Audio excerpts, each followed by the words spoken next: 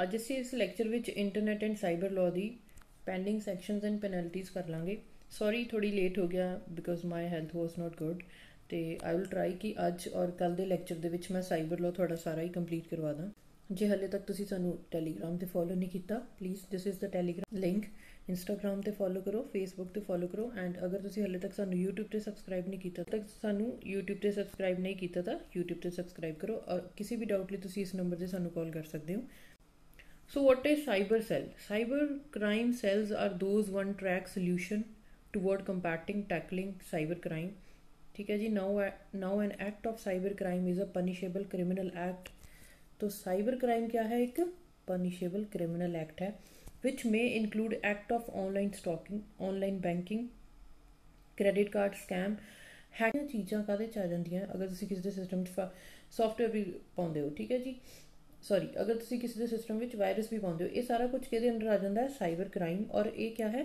Cyber cell special बनाए गए ने। ठीक है जी। इन्हों one track solution toward compacting and tackling the cyber crime. ठीक है, साइबर क्राइम नू टैकल करने के लिए साइबर सैल्स बनाए गए ने। Section 68 power of controller to give direction. ठीक है, जो सेक्शन 68 है ये देता है पावर कंट्रोलर को कि वो डायरेक्शन दे सकता है। किसको? Controller may by order direct a certifying authority. अगर आप थानू याद होवे मैं थानू सर्टिफाइंग अथॉरिटी दसिया सी की हुंदी है। ठीक है ना, जो digital signatures electronic signatures issue कर दिया। ठीक है, कोई भी सर्टिफाइंग अथॉरिटी बन जाती है। मैं थानू पहले ही दसिया सी नो कोई भी सर्टिफाइंग अथॉरिटी नहीं बन सकता अपनी मर्जी दे नाल। ओनू कौन सर्टिफाइंग अथॉरिटी बनाता है? Controller or any employee of such authority, या कोई भी इंप्लॉई होवे इस अथॉरिटी का, to take such measure or cease carrying on such activities as specified in order if those are necessary to ensure the compliance with the provision of this act rules or any thereunder, and if any person who intentionally or knowingly fails to comply with orders.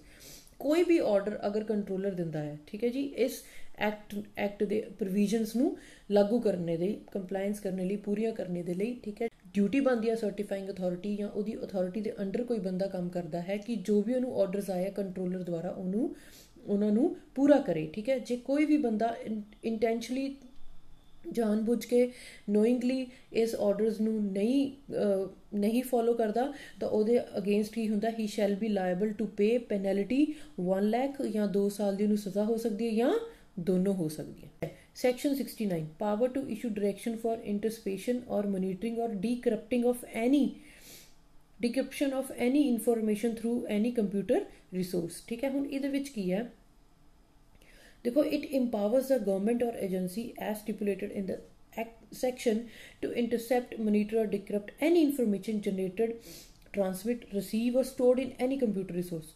किसी भी computer resource दे विच किसी भी तरह की information decrypt का मतलब हुंदा है, मतलब तुसी उहनू मैं इनक्रिप्ट दसिया सी ना कि उहनू लॉक करते हैं, डिक्रिप्ट हुंदा उहनू दोबारा तो अनलॉक करना। कोई भी वो किसी भी तरह की जिहड़ी इनफॉर्मेशन है उन्होंने चैक करना चाहती है किसी भी कंप्यूटर रिसोर्स विच पिया होया है, subject to compliance of the process as laid down here. ठीक है, जिमें कि इहदे विच जो भी प्रोसैस है इहदे विच लिखी हुई है। This power can be exercised if the center government or the state government as the case may be is satisfied that it is necessary। ठीक है, जे उन्होंने ये लगता है कि ये बहुत जरूरी है देश की सोवरेनिटी, इंटीग्रिटी या इंडिया के डिफेंस सिस्टम करके या सिक्योरिटी करके, ठीक है जी, या किसी भी फॉरेन स्टेट ने अपने फॉरेन रिलेशन मेनटेन करके, ठीक है जी, इस कंप्यूटर्स या इस कंप्यूटर रिसोर्स के जो भी पई इनफॉर्मेशन है we want to check for the security purpose. तुसी अपने कंप्यूटर के विच की करदे हो? ठीक है, कुछ ऐसा की प्लैनिंग तो नहीं चल रही थोड़े कंप्यूटर के विच जो एक नैशनल सिक्योरिटी लिए थ्रैट है? समझे मेरी गल? उन्होंने को पूरी की पूरी पावर है, ठीक है, कि वो थोड़े कंप्यूटर रिसोर्सिस नू चैक कर सकते हैं। ठीक है, so to the commission any cognizable offence relating to above or for investigation of any offence. ठीक है, किसी भी कॉन्जिबल ऑफेंस लिए या किसी भी तरह का कोई ऑफेंस है जे उन्होंने थोड़े ते डाउट है तो वह थोड़े कंप्यूटर रिसोर्सिस नू चैक कर सकते हैं। Any person who fails to comply the order then he shall be liable to imprisonment of 7 years 7 साल की। ठीक है, और फाइन इज नॉट स्पेसिफाइड, मतलब उन्होंने मर्जी आ कितना फाइन लाउंदे ने। देखो, the subscriber or any person in charge of the computer resource shall when called upon by any agency which has been directed under section 1 extend all facilities and technical assistant to decrypt the information. ठीक है, कोई भी agency अगर उन्होंने phone कर दिया, ठीक है, गवर्नमेंट एजेंसी, ठीक है, सबसक्राइबर या परसन जो जिसके कोल भी कंप्यूटर रिसोर्स का की है चार्ज है, ਉਹਨੂੰ ਉਹ ਸਾਰਾ ਕੁਝ ਟੈਕਨੀਕਲ ਅਸਿਸਟੈਂਸ ਮਤਲਬ ਸਭ ਕੁਝ ਦੱਸਣਾ ਪਊਗਾ ਉਸ ਇਨਫੋਰਮੇਸ਼ਨ ਨੂੰ ਡੀਕ੍ਰਿਪਟ ਕਰਨ ਲਈ। ਹਾਂਜੀ, ਤੁਸੀਂ ਸਾਡਾ ਪੀਸੀ ਚੈੱਕ ਕਰ ਸਕਦੇ ਹੋ। Section 69 allows the intercepting any information and ask for the information decryption to refuse decryption is an offence. जे तुसीं उन्होंने मना करता तो क्या एक ऑफेंस है। Earlier before ITA act 2000 the Indian telegraph act पहला की हुंदा सी जे किसी दी गल सुननी है टैप ये सारा कुछ ਇਹਦੇ अंडर आउंदा है। किसी दा मैसेजेस पढ़ने, किसी दी ईमेल पढ़नी, किसी दी कॉल टैप करनी। पहला इनफॉर्मेशन टैक्नोलॉजी एक्ट है नहीं तो किहदे अंडर पहला हुंदा सी इंडियन टैलीग्राफ एक्ट दे अंडर हुंदा सी 1885 दे under. A writ petition was filed in supreme court in 1991 by the people union for civil liberties challenging the constitution validity of this clause 5-2 clause इस दी। ठीक है, इंडियन टैलीग्राफ एक्ट दी definition विच उन्होंने की किया सी कि constitutional right to freedom of speech and expression and to life and liberty. Speech and expression क्या है 19(1)(a) इदां ही है ना। And to life and liberty क्या है article number 21 constitution of India दे विच ਕਹਿੰਦੇ ਤੁਸੀਂ ਕਿਸੇ ਦੀ ਗੱਲ ਸੁਣ ਰਹੇ ਹੋ, ਕਿਸੇ ਦੇ ਮੈਸੇजेस, ਕਿਸੇ ਦੀ ਈਮੇਲ, ਕਿਸੇ ਦੀ ਪਰਸਨਲ ਚੈਟ ਪੜ੍ਹ ਰਹੇ ਹੋ, ਇਹ ਤਾਂ ਉਹਦੀ ਫਰੀडम ਆਫ ਸਪੀਚ ਐਕਸਪ੍ਰੈਸ਼ਨ ਜਾਂ ਉਹਦੀ ਲਿਬਰਟੀ ਟੂ ਲਾਈਫ ਦੇ ਅਗੇਂਸਟ ਹੈ। ਇਹ ਤਾਂ ਤੁਸੀਂ ਕੌਨਸਟੀਟਿਊਸ਼ਨਲ ਰਾਈਟਸ ਨੂੰ ਕੱਟ ਰਹੇ ਹੋ। ਠੀਕ ਹੈ, 1996 ਵਿੱਚ ਸੁਪਰੀਮ ਕੋਰਟ ਦੀ ਵਰਡਿਕਟ ਆਇਆ ਸੀ, ਉਹਦੇ ਵਿੱਚ ਉਹਨੇ ਕਿਹਾ ਸੀ ਕਿ ਟੈਪ ਕਰ ਸਕਦੇ ਹੋ ਤੁਸੀਂ phone only in case of public emergency. ਮਤਲਬ ਜਦੋਂ ਤੱਕ ਕੋਈ ਪਬਲਿਕ ਐਮਰਜੈਂਸੀ ਨਹੀਂ ਹੈ, ਕੋਈ ਦੇਸ਼ ਦੀ ਸਿਕਿਉਰਿਟੀ ਦੀ ਗੱਲ ਨਹੀਂ ਹੈ, ਕੋਈ ਇਸ ਤਰ੍ਹਾਂ ਦੀ ਡਿਮਾਂਡ ਨਹੀਂ ਹੈ, ਠੀਕ ਹੈ, ਉਦੋਂ ਤੱਕ ਤੁਹਾਨੂੰ ਕੋਈ ਅਥਾਰਟੀ ਨਹੀਂ ਹੈ ਕਿ ਤੁਸੀਂ ਕਿਸੇ ਦੀ ਵੀ ਕੀ ਆ, ਉਦੋਂ ਤੱਕ ਤੁਹਾਨੂੰ ਕੋਈ ਵੀ ਅਥਾਰਟੀ ਨਹੀਂ ਹੈ ਕਿ ਤੁਸੀਂ ਇਸ ਜੁਰਿਸਡਿਕਸ਼ਨ ਨੂੰ ਐਕਸਰਸਾਈਜ਼ ਕਰੋ ਜਾਂ ਇਸ ਪਾਵਰ ਦਾ ਯੂਜ਼ ਕਰੋ। ਠੀਕ ਹੈ ਜੀ, ਸੋ ਵੈਸੇ ਤਾਂ ਕੋਈ ਇੰਨੀ ਰਿਸਟ੍ਰਿਕਸ਼ਨ ਹੈ ਨਹੀਂ, ਕਰਦੇ ਨੇ ਟੈਪ। ਠੀਕ ਹੈ, ਜਿੱਤੇ ਡਾਊਟ ਹੈ ਹੁਣ ਕਈ ਵਾਰ ਉਹ ਚੈੱਕ ਕਰਦੇ ਆ ਵੀ ਕਿਹਦੀ ਗੱਲ ਕਿੱਥੇ ਚੱਲਦੀ ਹੈ ਜ਼ਿਆਦਾ, ਕਿਹੜੀ ਕੰਟਰੀ ਨਾਲ ਕਿਸੇ ਦੀ ਗੱਲ ਚੱਲਦੀ ਹੈ ਹੁਣ। ਠੀਕ ਹੈ ਜੀ, for international security the offense is conjugal and the offense is conjugal and non bailable। ਇਹ ਮੈਂ ਤੁਹਾਨੂੰ ਪਹਿਲਾਂ ਦੱਸਿਆ। 69 of ITAA is far more intrusive and more powerful than the above cited provision of the Indian Telegraph Act 1985। ਕਹਿੰਦਾ 1985 ਦਾ ਜਿਹੜਾ Indian Telegraph Act 1885 ਤੋਂ ਜ਼ਿਆਦਾ powerful ਕਿਹੜਾ ਆ, Indian Information Amendment Act। ठीक है, under this ITAA section the nominated government official will be able to listen to all the phone calls।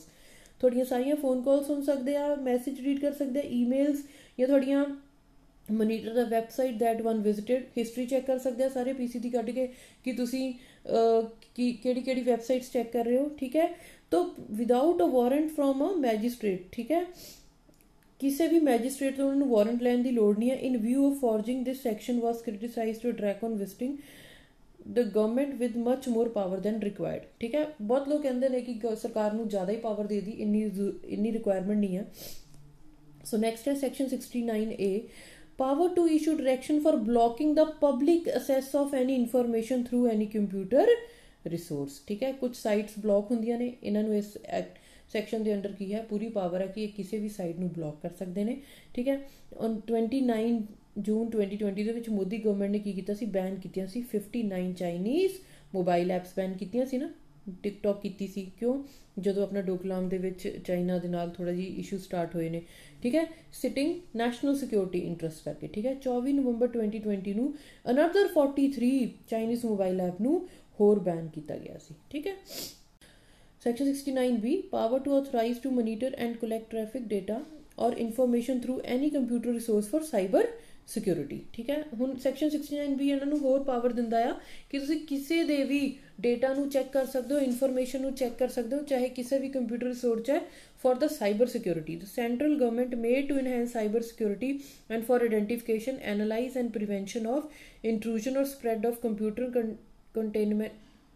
contaminant in the country by notification in the official gazette, authorize any agency of the government to monitor and collect traffic data or information generated, transmitted, received or stored in any computer। ठीक है जी, सो central government इस act के under authorise करती है। ठीक है, cyber security ਨੂੰ ਮੱਦੇ ਨਜ਼ਰ ਕਿ ਤੁਸੀਂ ਕਿਸੇ ਦਾ ਵੀ for identification analyse prevention of intrusive or spread of computer content. तो ठीक है जी, किसी का भी डेटा ਨੂੰ ਤੁਸੀਂ चेक कर सकते हो।